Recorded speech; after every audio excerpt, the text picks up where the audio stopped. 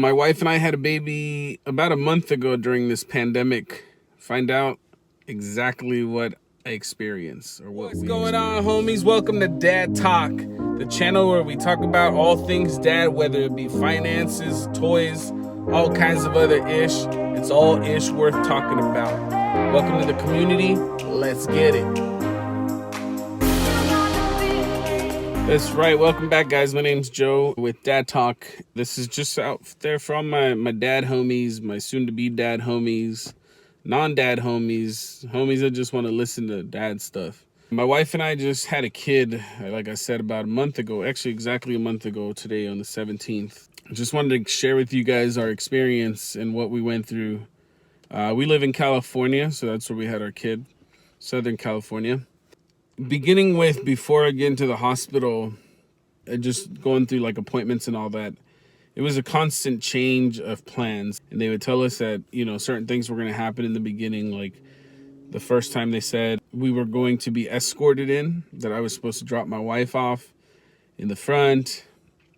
And then she was going to be taken in, and then I was supposed to park the car and then drive in or pull up to the front by myself, and then they were going to come by and pick me up, and then I was going to go in there and meet with her.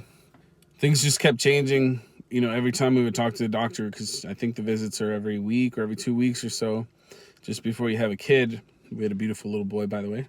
But as soon as you start going through all these meetings and stuff, things constantly change. So if that's one thing that you've been noticing, if you're about to have a kid, a baby, and you notice that things keep constantly changing, it's pretty normal. I think a lot of the hospitals are insecure and they're not 100% sure of what to expect either themselves. So at the end of it all, once we ended up finally getting to the hospital, what ended up happening is they told us to call before we got there. They weren't actually there to escort her in. So what I ended up doing is I just parked somewhere, and my wife was she was in the zone. You'll understand if you haven't been through it. She was in the zone, so she was like, let's just walk there. Oh, I can't stand up. It's okay. Oh. Okay, then. So we ended up parking. We walked to the front.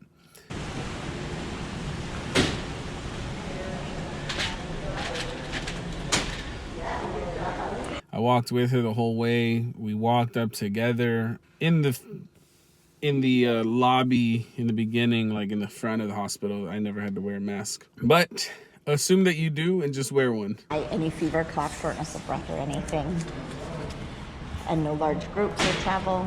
You need a chair?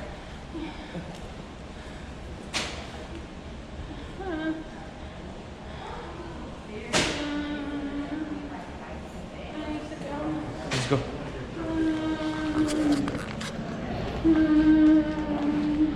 Okay, baby. Oh, my back. They're bringing you a chair right now, okay? Here. It's almost over. Yeah. Okay, ready, Ben? Here. Okay. Sit right here. Your feet down? Watch your feet. Oh, what back there.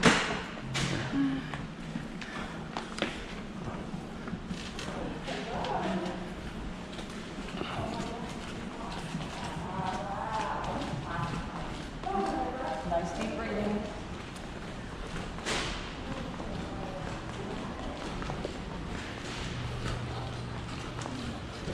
Sorry about the bump. Breathe. When I finally was in there, and as they were escorting us into the delivery room area, that's when they did tell me, like they said, you're supposed to wear a mask here.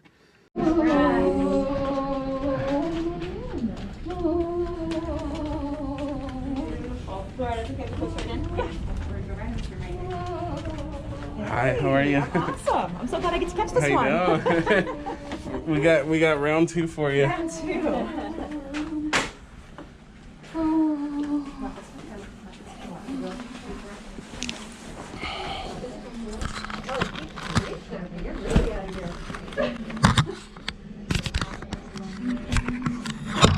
once we're in the room, it happened really quick for us, honestly. If you're about to have a kid for the first time, delivery could take anywhere from a few hours to like days, as far as like the real labor, I guess, what they call laboring. And there's hard labor, which is when you're pushing to really push the baby out.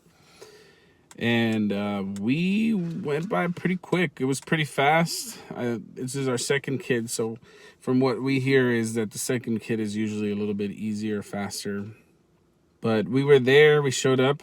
I think we were there for like a couple hours, and she did hard labor within 45 minutes, which was really fast. That's actually super fast. But we kind of knew it. We had a feeling that this time was going to be different. Like, we went on walks all the time, exercised, just stayed a little bit more active than the prior baby. But also, this is the second one, so it should have been easier. But the nurses and doctors were wearing a mask the whole time. My wife and I got to take it off. They were totally chill about it. They didn't really, press us on the issue of having to wear a mask. We did a natural labor, so I got to pull the baby out a little bit. No medicine, none of that stuff. Yeah, man, it's a great experience. It's a scary experience, especially, like I said, during this time. I mean, they also did, while I was there, I think they checked my temperature about 3 times. I know they have a routine checkup, so they'll go around checking your temperature a few times. One of the times, the lady doing the temperature thing just was taking my wife's temperature, not mine, because they have different people doing different temperature checks. For one is for like the mom, and the other one's for the person that's with the mom laboring.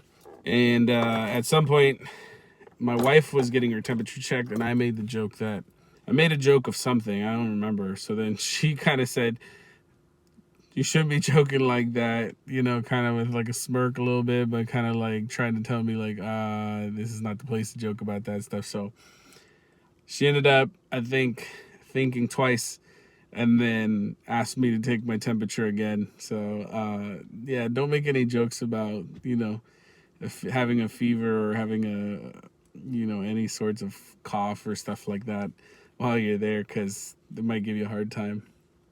You don't want to get kicked out anyway if your wife is in labor. So overall, the experience, it's nerve-wracking, I think, prior to going in there and having your baby. The experience in general is a nerve-wracking one, no matter how many times you go through it. I'm sure it's always a tough thing to go through. But regardless, with this whole, pandemic thing, it's a little bit more nerve-wracking. It's the wearing the mask, like all that stuff is just, it's all just adding on to the nervousness, to the anxiety that you go through.